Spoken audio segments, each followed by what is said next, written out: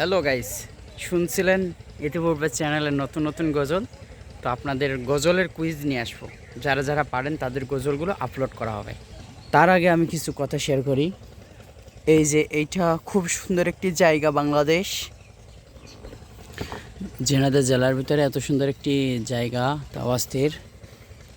বিকেলের টাইম হয়ে গেছে, এদিকে সূর্যটা দেখুন কত সুন্দর, মাশাআল্লাহ। আর এদিকে আমাকে দেখতে পাচ্ছেন, আমি এই যে কথা বলছি, দেখতে পাচ্ছেন? এই যে আমি একটা ছবি উঠিয়ে নিলাম।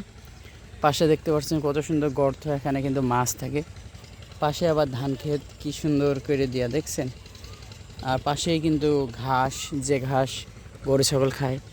আর ওই যে ওখানে অনেক ভাই ব্রাদাররা সব গল্প আড্ডা দিচ্ছে।